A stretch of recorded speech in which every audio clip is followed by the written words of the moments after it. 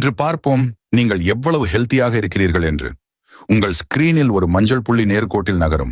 அந்த மஞ்சள் புள்ளி மேலே இருந்து நகரத் தொடங்கும் உடனே ஒரு ஆழ்ந்த மூச்சை இழுத்து முடிந்தவரை தாங்கி வைத்துக் கொள்ளுங்கள். இப்போது கவனமாக பாருங்கள். நீங்கள் 50% வரை சென்றால் அது சராசரி நிலை. நீங்கள் 70% வரை சென்றால் உங்கள் நுரையீரல் லங்ஸ் மிகவும் ஆரோக்கியமானது என்று பொருள்.